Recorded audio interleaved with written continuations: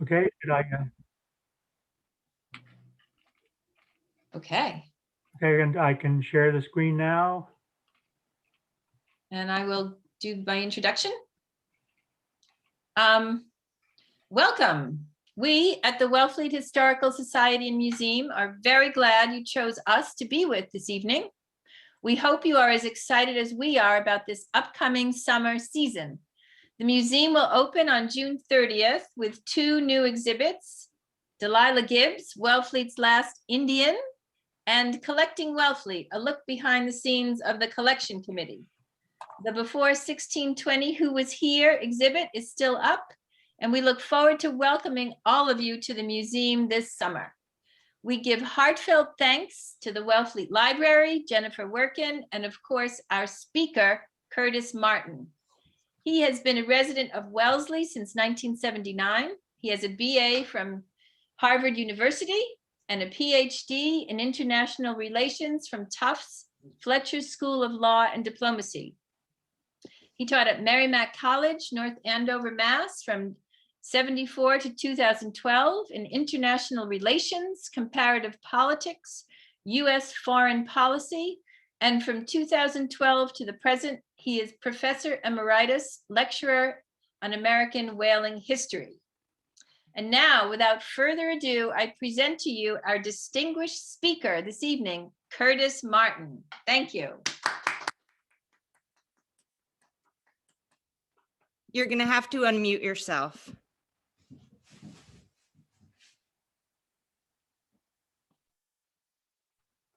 Are we there? Are we okay? Can you hear me now? Yes. Okay, fine, thank you. Yeah, these things have a life of their own. Well, I'm delighted to be with you. I think Cape Cod has always been a very important place in my life, and Wellfleet no less than any other place. And I know not all of you who are listening and watching tonight are from Wellfleet, but I welcome all of you. What you have here in this first slide is a pretty good way to kick things off. These pictures give you a general snapshot of what whaling was like in American history from the late 17th to the early 20th century. The picture here on the upper left is a very well executed drawing of a whaling operation. The large ship is called the whale ship, which is not too surprising. And these smaller boats, about 30 feet long, are called whale boats. And basically, the operation was the whale ship would carry anywhere from 3 to 5 of these whale boats. When whales were spotted, the whale boats were launched, and the whale boats would go after the whales. And you can see drawings of the whales here in the picture. So it would be unusual for whalers to have this much luck. It looks like they have killed or are in the process of killing at least 4 whales. But what were they doing? What were they after? And essentially, the answer to that is that until very late in the 19th century, the oil from whales was critical not only to household lighting and so forth, but also as a lubricant. And it was used to illuminate street lamps in cities like Paris and London.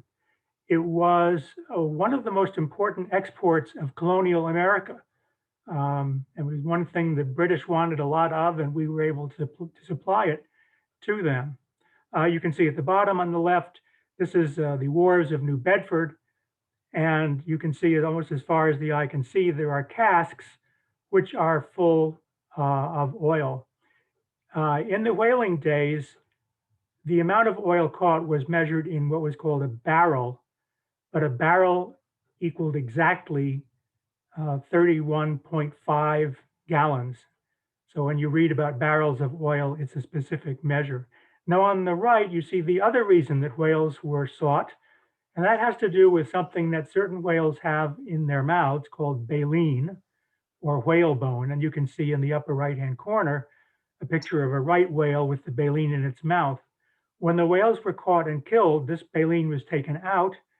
It was washed, it was dried, and it was sorted. Here are some strands of baleen in San Francisco. Aren't they good? I mean, getting ready to be sent to market. So what was whaling on? Whaling started, we think that Native Americans were engaged in whaling, but we don't have a great deal of information about how they did that. So I'm pretty much going to be talking about colonial whaling by the European immigrants. And it began almost as soon as the immigrants came to North America in the late 17th century. The earliest whaling was of two types. One was called drift whaling, which simply meant when a whale washed up on shore, the townspeople got their equipment, they cut off the blubber, they boiled the blubber and got oil from it. But also in the 17th and even into the 18th century, there were so many whales migrating up and down Long Island, the New England coast, and into Cape Cod Bay that towns could send out a very small number of boats, and the whales could be killed maybe a mile or two from shore. They would be brought into the beach where they would be cut up, the blubber would be taken off, and it would be boiled in pots like tri-pots. I think we were talking about that in Wellfleet, that they had tri-pots or large metal pots on land, which would boil down the blubber into oil. So this is a very good rendition of that process of shore whaling, which pretty much went into the 18th century, but was replaced by what we call pelagic whaling, which meant sending ships far out at sea. The reason that ships had to go out farther to sea is because it didn't take long to pretty much kill off most of the local whale populations. So there weren't that many whales migrating up and down the New England coast, even by the early 18th century. Once we go into deep ocean whaling or pelagic whaling, there are a lot of whaling ports, and they are very much located in New England. You can see from this map that all the way from Wilmington, Delaware, which is of course not New England, but up to the New England coast, most towns had some involvement in whaling at some time from about 1800 through the end of the 19th century. You were no doubt familiar with Nantucket as perhaps one of the most famous whaling towns, and New Bedford, but there were many, many others. I'm going to pause for just a second, have you look at this map and think if there is a whale port that looks a little bit out of place.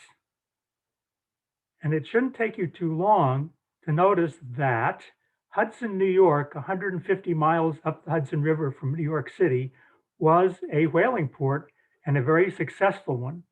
And the reason that it became a port is that after the American Revolution, there were a number of enterprising Nantucket folks who said, well, we don't want to be in a whaling port that the British can bombard again. So let's go up the Hudson River where the British warships or any other warships can't go. Cape Cod was, from the very beginning, an important center of whaling. And you need to keep in mind, it wasn't just that right whales migrated up and down the coast, but there were thousands and thousands of them in Cape Cod Bay until, again, the populations were depleted. So that's why you see so many Cape Cod town names listed here. Obviously, Provincetown stands out. It was one of the 3 or 4 biggest whaling ports in the United States for a great many years, but also Wellfleet, with 9 voyages between 1754 and 1869. Even Brewster, where my family has often spent part of the summers, sent out 2 voyages in 1847. This is just a table of the specific boats that went out from Wellfleet in the whaling era. You will notice that only the more recent ones from the 1860s is there a measure of the amount of whale oil that they brought back. And that's just because the earlier records aren't sufficient to be able to say that. But you'll notice also the ships that went were relatively small. They were schooners, 1 sloop. The earlier you get in American whaling, the smaller the ships. And in fact, in the 17th and early 18th century, most of them were 1-masted sloops. And we don't get into the big whale ships until quite a bit later. Here's just a couple of pictures. Commodore Morris was a famous whale ship that was built in Falmouth. And here we have on the right a picture of a whaler at Provincetown Wharf. And in fact, Provincetown was one of the very last whaling ports to shut down as whaling diminished in the early 20th century. it's really important to know that whaling was a major US industry, particularly in the middle years of the 19th century. I've mentioned that even in colonial times, whale oil was a very important export for the colonies. But what happens is that after the American Civil War, with an interruption for the 1812 war, American whaling really begins to grow. And by 1820, it has become a major industry. By the 1840s, whaling is the fifth largest industry in the United States. There are 700 whale ships. The American whale ships made up half the whale ships in the world. And by 1850, half of those 700 whale ships were from New Bedford. So New Bedford had taken over as the most important port. Also, since it's an important industry, it isn't just a bunch of whale ships out there catching whales. It's all the attendant and service industries, banking, refining, shipbuilding, ship maintenance, sail making, making the cordage for rope, banks, clothiers, all sorts of suppliers, anything you can think of that a ship might need to go on a 4 or 5 year voyage, that supplied a great deal of employment, 70,000 odd workers at any one time. And in a mid 19th century year, about 14 to 17,000 of those were on whale ships going on whaling voyages. Whaling had its own newspaper, which is quite fascinating, the Whalemen's Shipping List and Merchant's Transcript. It operated until 1914, and it was a crucial source of information for people in the industry. The Whalemen's Shipping List kept track of virtually every whale ship that was at sea, and to the extent that mail was possible to get from these ships, they would list in each edition where a ship was, what its objective was, and if they knew it, how much oil, how much bone they had. And you can see that in any of these lists. We have the Abigail, owned by Charles W. Morgan, a very familiar name, sailing in the Pacific, and it had 1,600 barrels of whale oil.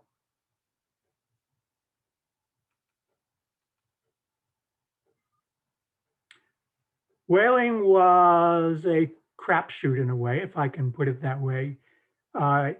Voyages were either enormously successful and profitable, or they resulted in a loss. But the owners almost always came out smelling like a rose, because a typical whale ship owner would have had a stake in many whale ships. So he would take advantage of the successful voyages as well as having to accept the losses in less successful ones. So all around New England, there's evidence of these fortunes. On the left in this slide, you see 3 bricks and Jared Coffin House in Nantucket, all built with the fortunes that were earned by whalemen. On the right, 2 mansions in New Bedford, the Rodman Mansion and the Delano Mansion, also representing a great deal of money that these owners made. Unfortunately for the people who sailed the ships, the ordinary crew, they did not make very much money. It was very rare for them to return with even enough money to pay their fare home. Here are some of the whale ship owners. Again, they owned several whale ships and a stake in their voyages. And they made these huge fortunes that allowed them to not only build these mansions, but to invest in other industries. So the money that they made would have also been invested in railroads. It would have been invested in the mills. And this was part of the impetus for the American Industrial Revolution. Edward Penniman of Cape Cod is a famous captain. And here's a photograph of him. And many of you will have been to the Penniman House, which is very well preserved. I noticed there are 2 jawbone bits from probably a right whale. I don't think they're there anymore. There used to be the jawbones at the Penniman House and another set of jawbones at the museum near the Seashore Visitor Center. In both cases, those are gone now. But if you go to the visitor center, you can see a collection of scrimshaw, that is things made from the teeth of sperm whales. They are on exhibit there. that were part of the Penniman collection. So the owners made an enormous amount of money, but they accepted risk as well. And this is just a list alphabetically of a few of the 700 whale ships that were built in the United States and sailed during the 19th and into the 20th century. And you can just see some examples of the kinds of risks that they took. My favorite example of all of them is the A.E. Hwailen that in 1918 was torpedoed by a German U-boat off Tenerife, 1918. In a way, that's kind of a punctuation mark on the incredible amount of history that whaling saw, that one of the last whaling ships was torpedoed by 20th century technology, whereas the whale ship technology itself dates back to the 17th century. Now, I mentioned that the main objective of whaling was the whale oil, and this was obtained from the blubber of many different species of whales. The preferred species of whales for many of these whaling voyages was sperm whales, and you see a very lovely photograph of sperm whales underwater. Sperm whales varied a great deal in size. A cow sperm whale might be 30 or 40 feet long. A bull sperm whale might be 60 or 70 feet long and weigh 50 tons. What made the sperm whale important as prey was that it had the best quality oil. The oil from sperm whales was worth about twice the amount of oil from other whales. So sperm oil was highly sought after. It was used, as we will see, for illumination as well as for lubrication. The sperm whale had a very specific kind of oil that was even more special than the sperm whale oil. In the head of a sperm whale is a spermaceti organ. It's a huge sac, and it's full of a mixture of oil and a kind of liquid wax substance called spermaceti. And the spermaceti is the most valuable of all the oils in the sperm whale. It was used most notably of all to make candles, and they would make the best candles in the world. Why did sperm whales have this? Still debated, but one of the best theories is that the spermaceti oil helped the whale in the diving. Its food was from up to a mile under the ocean. Anybody, I'll give you a second to think about what you think the sperm whale ate. Their main prey was giant squid, which can be 20 to 40 feet long. And so diving down to those depths required an enormous flexibility and buoyancy. And people think that the qualities of spermaceti oil allowed it to help the whale diving and also to help it come back to the surface, because the density of the oil could be changed by the whale itself, making it more dense when it wanted to dive, making it less dense when it wanted to surface. You can also see, very diagnostic of a sperm whale, its lower jaw has anywhere from 40 to 50 teeth on each side of the lower jaw. There are no teeth in the upper jaw, but it's quite probable that this arrangement is what helps it to kill these enormous squid. Other major prey were the so-called baleen whales, the whales that fed not on squid or other large sea creatures, but on the smallest plankton and krill in the ocean. In fact, we were talking before the program began about the poor fellow who got swallowed by a baleen whale off of Provincetown.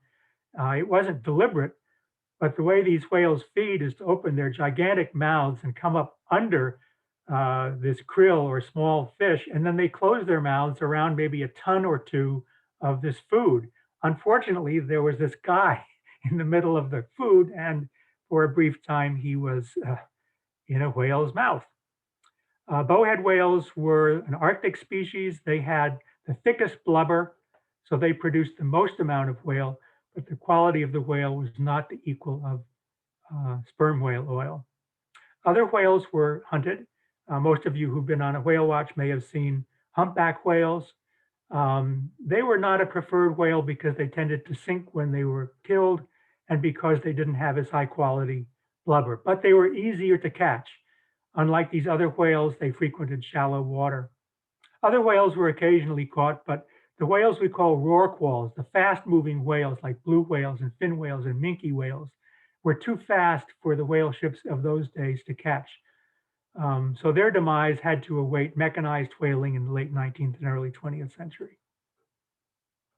There were specific whaling grounds because whales have predictable behavior. They migrate. They are, like all animals, in search of the best sources of food, and whaling captains learned where they could find whales at particular seasons. This map shows where different species tend to frequent. You'll see that right whales are cold water species in the southern hemisphere, the northern hemisphere. Sperm whale are pelagic. They can be found in all kinds of water, although they prefer warmer waters. There are many types of whale ships, from the largest, called ships, down to the smallest, which would be a one-masted sloop. Atlantic whaling, the kind of whaling that went on from Provincetown and other Cape Cod towns, typically would have done from smaller ships like schooners and brigs. Brigs are two-masted ships. Once you started going into the Pacific, which happened more and more as whale stocks in the Atlantic were depleted, you began to have these very large three-masted ships that weighed anywhere from 350 to 300 to 400 tons. They were built for these long voyages, 3 to 5 years. They were very sturdy. They were very long lasting unless they met with the fate of, for example, running into a reef. The two rigs are simply ship rigged, where all three masts have square sails, and a bark rig where two foremasts have square rigs and a fore and aft rig on the mizzen mast. Barks became more common in the late 19th century because they were more maneuverable and because they required a smaller crew. Here's a cross section of a whale ship. You should think of a whale ship as essentially a factory, or if you prefer, an abattoir. Remember, the purpose is to kill whales the same way a stockyard would kill cattle. The difference is the size and the weight. The whale might be 50 tons, and it is cut up next to the ship. And as I said, the blubber is boiled. The deck is all where most of the business takes place. This is where the so-called try works are. Until the mid-18th century, ships would bring the blubber home in casks, and they would be boiled on shore. But once you had longer voyages, it was necessary to boil the blubber at sea and to store the oil below decks in these large casks. Living quarters were in the bow and the stern. The ordinary crew lived in very cramped quarters called the forecastle, maybe 20 men to this very small area, very cramped, very unpleasant. The captain lived across the transom at the stern of the ship, and the ship's officers lived in steerage, which would be this area here. Now, what you see in this part of the picture is called the 'tween decks, or the blubber room. And we'll be seeing what role the blubber room played in a few minutes. Here we have examples of the whale boats. They're slung off the main ship, ready to be launched to go after the whales. This is a whale boat. This is at the Nantucket Whaling Museum. You can see above it is a sperm whale skeleton. These were one of the most remarkable boats ever made for the purpose. They were 30 feet long. They were very light. They were very fast. You had a crew of 6. There were 5 oarsmen.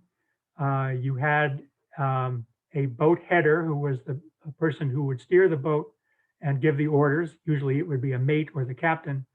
And in the bow, you had the harpooner, or someone was actually called the boat steerer. So harpooner, boat steerer are the same person. And here are some examples of harpoons. The whale boat took everything it could possibly need in the search for whales, including a supply of food in case the whale boat got separated from the mother ship for any period of time. Crucial was the hardware for whaling. The whales had to be killed, the blubber had to be taken off the whale, and had to be cut up. So here we just have a few pictures of the kinds of implements made of iron and steel that were used in the whaling business.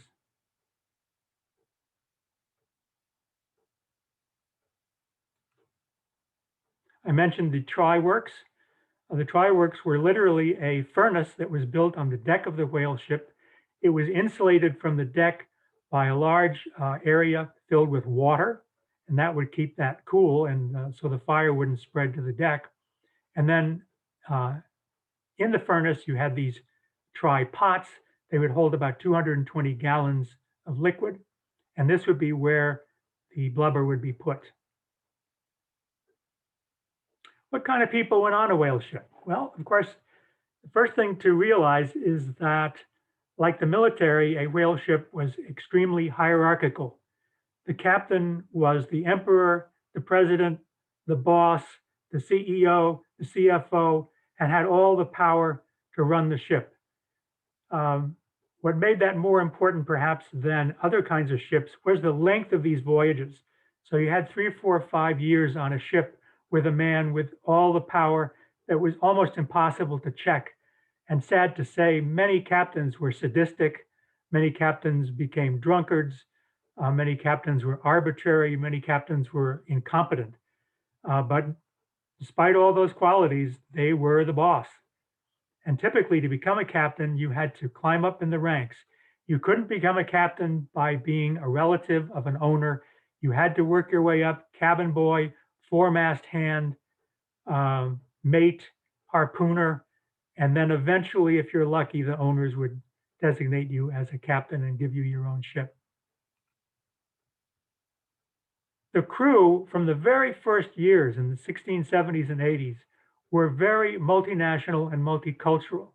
This is a typical crew list from a mid-19th century ship, and it lists the name of the crewman, birthplace, nationality, and you can see almost right away that despite the fact that there are citizens of the United States, you have Portugal, you have England, you have Ireland, and very importantly, in the first century of American whaling, a very large number of Native Americans made up parts of the crew. In later years, it was Cape Verdeans and people from the Azores who dominated the crew lists. But what this means is that whaling, unlike almost every other industry in America in the mid-19th century, offered some opportunity for people of color. This is a 20th century picture of the crew of the bark Wanderer. You can see something of the multicultural character. This is probably not the whole crew because the total crew size would have been more like 30 sailors. Okay, we know who the crew is. How are they going to catch whales? You've got to see them before you can catch them. So all the masts on a whale ship were manned by lookouts. And here we have an actual picture of a sailor in the crow's nest, as it were, looking out for the spouts of whales. If you saw it, he would call the famous, "There she blows," or "whale ho," or whatever you want. And that would alert the captain and the crew where the whale was, how far off it was, and what kind it was. The whale boats could be launched within 2 minutes whenever the captain gave the order. And here we see a whale boat actually being launched and getting ready to pursue whales. Often it involved rowing for miles and miles and hours to catch the whales. So it was extremely exhausting work. Many times they never did catch up to the whale and the whale got away. If they caught up with the whale, the name of the game was to get right up against it, if possible. And this fellow here, the harpooner or boat steerer, as he's called, has an 8-foot implement called a harpoon, which he thrusts into the whale. If he can, he'd like to be right up close to the whale and push it into the whale, dart the iron. He can throw it as much as 10 or 15 feet, but that's not as accurate. A misconception is that a harpoon kills a whale. Absolutely not so. A harpoon, think of it this way. A harpoon is a big fish hook. The purpose is to put the harpoon into the whale where it hopefully will not be shaken out by the whale. He is therefore tethered to the whale boat, for better or for worse. So that's the purpose of the harpoon. Once the whale has been darted, he can do one of several things. One thing is he can twist wildly to get rid of the harpoon. Here we have an actual example of a harpoon taken from a whale. This will tell you something about the construction of a harpoon. The head was very hard steel. The shank was very soft steel. Why? So that it would not pull out of the whale as easily. Sometimes the whale would simply take off going 15 or 20 knots and pulling the whaleboat behind it in what's called a Nantucket sleigh ride. These could go on for miles and miles and miles, and they were very hard on the crew and on the boats. But the thing about them is if the whale is pulling a 2-ton whaleboat, it's going to get tired. And when it gets tired, the crew pull on the whale line and get right up to the whale. And unless the whale does this, there's a chance of killing it. Very often, whales would attack the whale boats. Here we have a case of a sperm whale with those amazing teeth, and he is crushing a whale boat and spilling the crew into the ocean. This happened a great many times. When this happened, they called it a stove boat. If the whale dives, that's the third thing he can do, and he may pull out all of the whale line and force the crew to cut the whale line before the whale is captured. All right, now if all this works and the whaleboat gets up to the whale, it literally wants to get the bow of the whaleboat up against the skin of the whale so that this fellow here, who is the boat header, typically a mate, an officer that is, or even the captain, he is responsible for this 12-foot implement called a lance. And about 6 foot of the lance is the killing machine.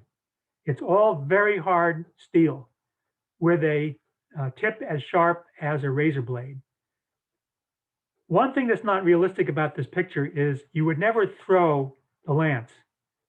The only way it worked was to be right up against the whale, and the boat header would plunge this into the whale and churn it around, trying to find an artery, trying to find the heart, trying to find the lungs. And in doing so, it would force the whale to bleed to death, basically. And that was the way most whales were killed. So if the whale were killed, and this could take hours, it could literally take half a day, and sometimes the whale would actually escape. It's important to note, out of every 7 whales that they went after, 6 got away until the late 19th century. 6 out of 7 whales escaped. Some of them escaped only to die, but others escaped to fight another day. Okay, you've killed a 50-ton whale. Your mothership is 10 miles away.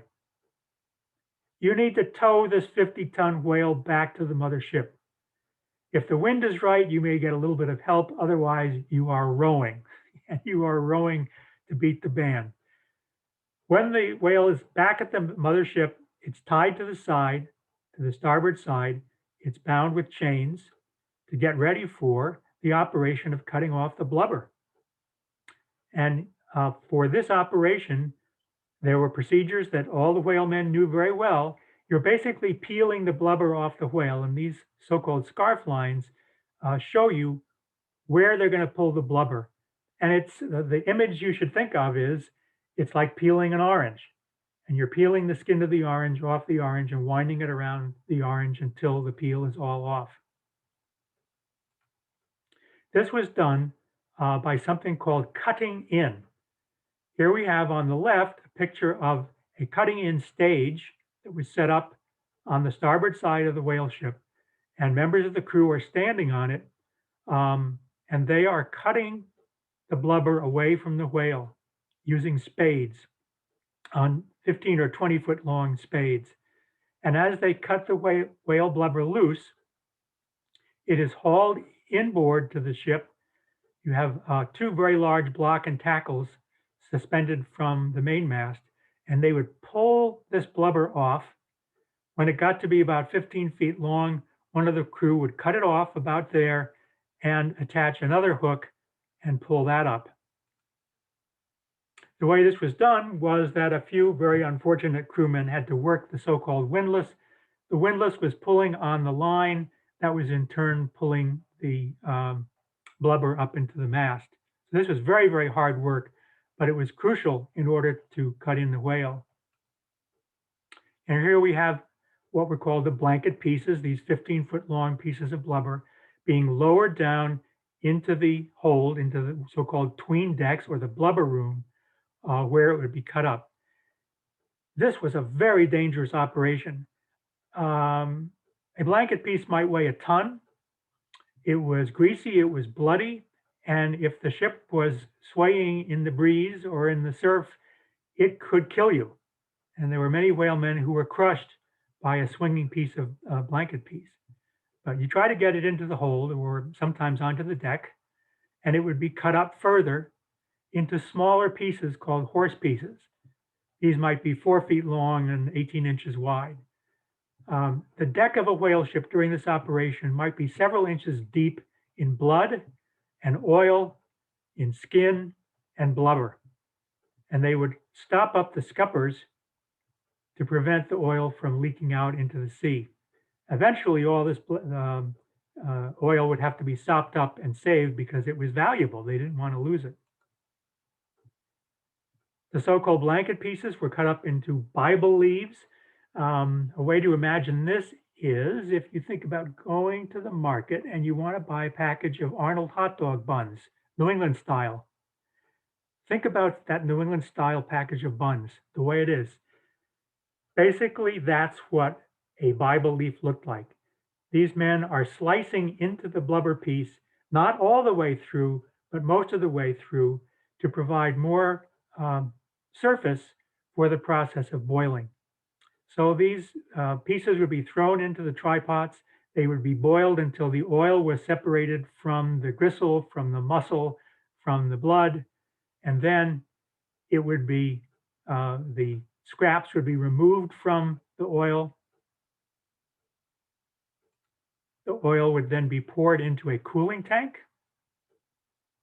And when the oil was cool, it would then be stored below. One operation which was done on sperm whales and not anything else, if you remember my discussion of the spermaceti organ in the head of the sperm whale, the head was literally taken off and brought on deck, and it was cut open, and sailors would use buckets to get the spermaceti oil out and put it in special casks because of the exceptional quality and value of it. The whale bone itself had to be cut out of the jawbone of the whale. It had to be scraped, it had to be cleaned, it had to be bound, and it had to be stored on the whale ship, hopefully not where the rats could get at it. What was it like to live on a whale ship?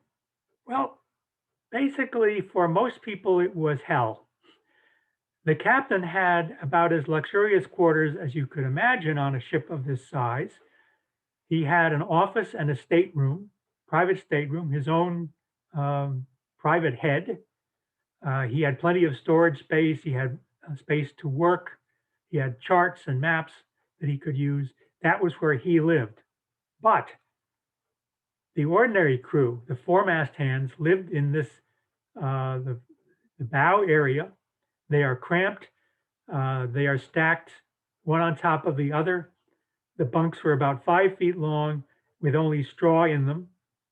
And this was where you spent your life. There was virtually no light except for what could be provided by whale oil lamps. It smelled, it was dirty. There were cockroaches all over the place. There might be rats in there, but this is where you lived. And here's a picture, an imaginary picture of what it might have looked like with the crew below, trying to make the best of things by skylarking, maybe singing, maybe telling stories. The food on whale ships was notoriously bad. Think of it. This ship is going to go away for 3 to 5 years, but it's going to bring most of the food with it. The only way you can do that is to put beef, pork, cod into huge barrels, into casks, where it is salted and stored away. So it was salted meat that was the main diet of the sailors. They took potatoes, they took rice, There were other things they had as well, beans. But generally speaking, after a very short amount of time, most of this food would become rancid uh, and not very good to eat. It was simply served to the crew in a bucket or kid, which you see here in this picture, and it was kind of every man for himself diving in to get whatever they could. Although the blubber was boiled on shipboard, and that was a kind of early refining, most of the final refining had to be done on shore in huge refineries like modern oil refineries. And here we have an interesting picture of a refinery complex in San Francisco.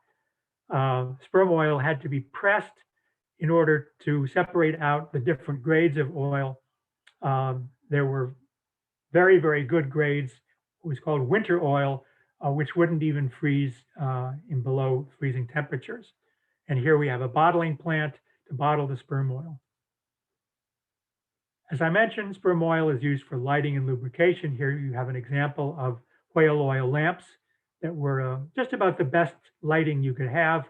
Unlike other kinds of oil that were available until petroleum, um, it burned cleaner, it didn't smell, it wasn't smoky. Spermaceti spermaceti candles were the best candles in the world. And in fact, the measure that we call candle power was derived from the amount of light that a spermaceti candle could give off. Whale oil could be used in lubrication. In fact, really up until when I was a kid, sperm oil was typically what you would use in a sewing machine. So I think my mother still had sewing machine oil that was sperm oil. Soap was made from spermaceti. Here we have an example from the old Nantucket candle shop. You used to be able to buy some whaling products or whale products until the Marine Mammal Protection Act of 1976. You can't buy this kind of thing anymore. But this is an actual example from Nantucket.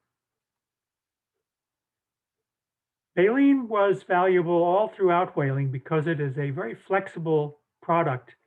Throughout the history of whaling, it was used for the things that in modern times we would use plastic or spring steel for.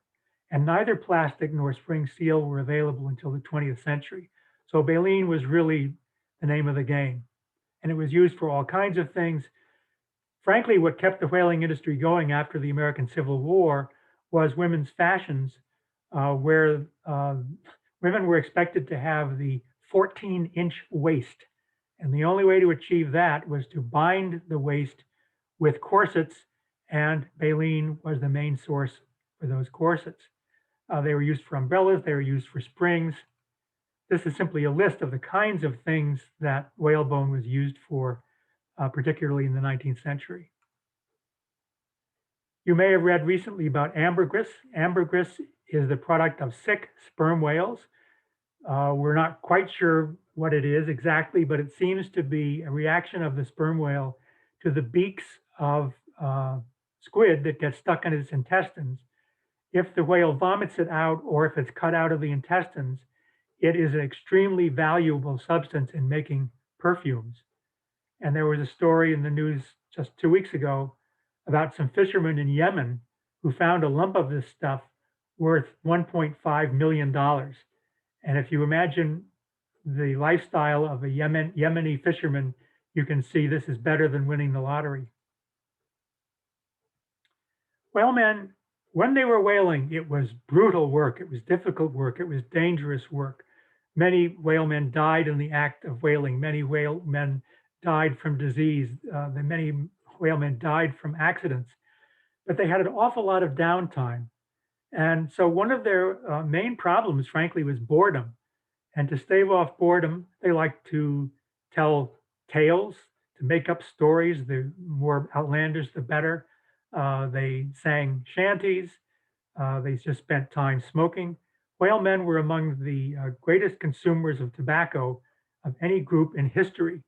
Often a great deal of their wages were spent on tobacco.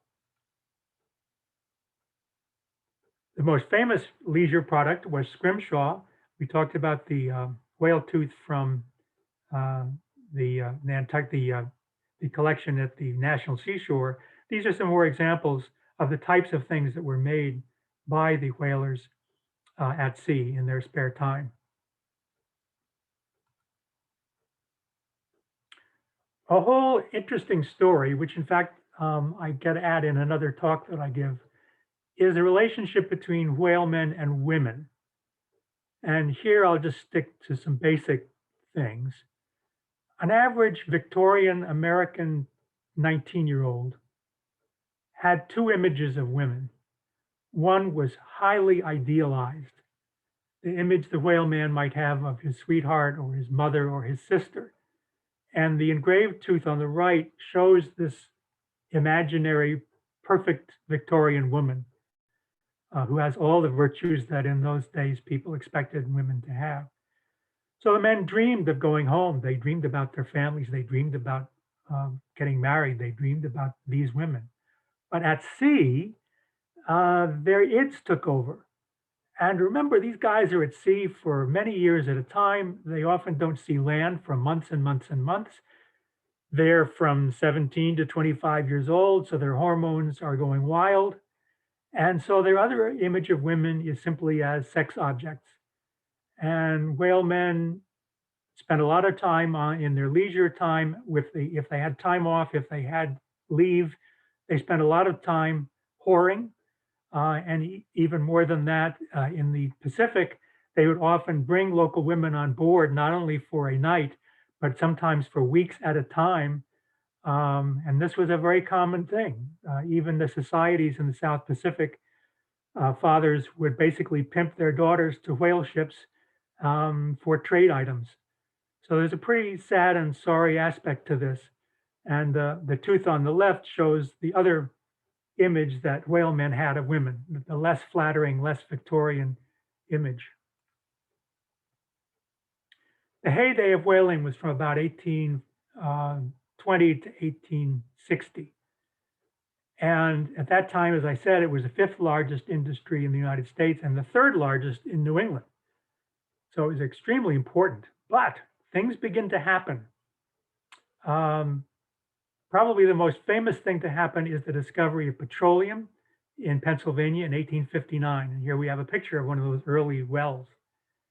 I found a wonderful cartoon. It's my favorite cartoon related to whaling of all time. It's from Vanity Fair, 1859, and it's the whale's ball. So they're having an enormous blowout of a ball to celebrate the discovery of petroleum. There are different signs that give you feelings for it. It says, oil wells of our native land, may they never secede. An interesting way of putting that, given the fact that this is 1859. So the whales are all toasting and dancing and feeling very merry in the hope that people will stop hunting them. There were many other disasters that slowly strangled the whaling industry, all one on top of the other. The discovery of oil, 1859, 10 years earlier, the gold rush led to the desertion of dozens and dozens of whale ships and their crew, all seeking the riches of gold. Then in 1862, the federal government decided to buy old whale ships and sink them at the entrance to Charleston Harbor, hoping to bottle up the Confederate fleet. It didn't work, but it cost the whale fleet several dozen whale ships. Also, there were 2 or 3 Confederate ships called raiders, one of which was called the Shenandoah. They were launched very late in the war, but because we didn't have telegraphs or telephones, the captains of these ships didn't learn that the war was over, and they continued to cruise around, particularly in the Arctic and the Pacific, burning and sinking Yankee whale ships. And probably about 50 whale ships were sunk or captured by these Confederate raiders. So that was another problem. The whaling industry began briefly to recover after the Civil War, but 2 disastrous events in the 1870s pretty much put the kibosh on whaling.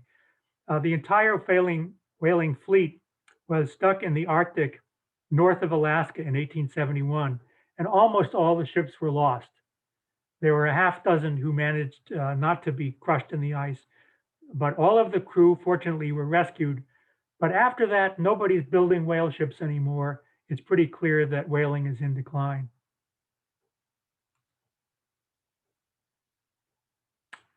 The last of the old whalers. The bark Wanderer set out on a whaling voyage from New Bedford in 1923. It didn't even get 50 miles because a gale blew up and wrecked it on the rocks. And there it is, a photograph of the Wanderer, the last of the great whale ships that went out to sea, crushed, gone within a few days. It had broken up and was no more. Fortunately for us, there was a whale ship that had already been retired. And you know the name of that? The Charles W. Morgan, which to this day is in Mystic. It was built in 1841, had a very, very long career, and we're very lucky to be able to see it these days.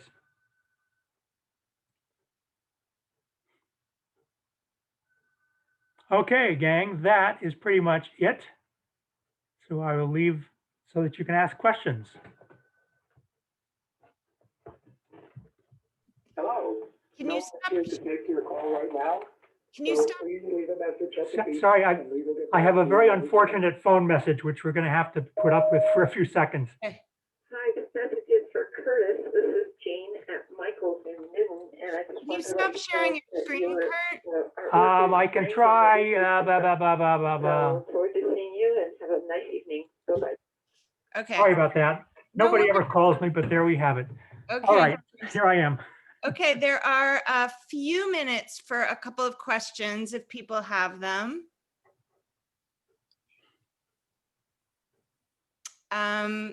Yes, Charles. I mean, that was an incredible story of what these people's lives were like.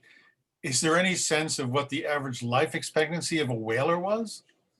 It's a long story, but fundamentally, it is. so life in the pre-medicine era was very hard for everybody. And I don't think, from what we know, the average life expectancy wasn't that much less than for land-based folks. They had different kinds of fatal accidents. They might have had a higher incidence of, well, for example, sexually transmitted diseases. They were more likely to have accidents. They could be killed by whales. But generally speaking, it really wasn't that much more dangerous than at home, except overall, the effect of a whaling voyage on these people's health was pretty disastrous. I think many people have written that whalemen went to sea healthy and they came home sick. I'm assuming that when sailors died or were injured beyond working, that they must pick up other crews in various places they stopped. Is that Yeah. correct? Or did That's right. The main reason they did that wasn't that whalemen died or got sick, but the desertion rate was anywhere from 40 to 50%. Sure. And in fact, it was very common in the late 19th century. A whale ship would leave Nantucket or New Bedford or Wellfleet, and it would have only half a crew. And they would sail to the Azores and the other islands off of Africa, and they would recruit the rest of the crew. So they completed their cruise then, and then over the course of 2 or 3 years, as I said, 40 or 50% would desert. And then they'd have to make that up with South Sea Islanders or Inuits or others. That's a higher turnover than an Amazon warehouse. We have a question in the chat. Were there any whale women? There were, in all the records of whaling from the 1670s to 1920s, there are credible records of possibly 4 women who went on whale ships disguised as men and served as crew. Ann Johnson is the most famous. According to the story, she was in pursuit of a man who had jilted her, and she wanted to find him. She knew he'd gone a whaling. So she signed up, dressed as a man, and for 8 months, living in this forecastle with 20 other men, she was undiscovered. And she was only found out when she got sick, and they said, oops, and they put her ashore. She was not mistreated in any way, but that was the most famous example. As I hinted, there were many, many women who came on board as basically sex workers. when the ships were in port. But Mhm. there was only those 4 examples of women who served as whalemen, quote unquote. Mhm. Does anyone else have any questions? Well, this was just fascinating. Thank you so much, Kurt. I learned so much, and I'm sure everybody else here has come away with a wealth of knowledge. We did record this, and we will put this up on our website at the Wellfleet Library, and I will be providing the link, the YouTube link to the Historical Society as well. And for those of you that are still here, the Wellfleet Library will be opening on Monday for limited browsing. So we hope to see those of you who are local at our door. Thank you again to the Historical Society, and thank you again to Kurt Martin. So what a You're wonderful very welcome. evening. I hope to see you again. Okay, me too. Take care. Bye-bye. Bye-bye.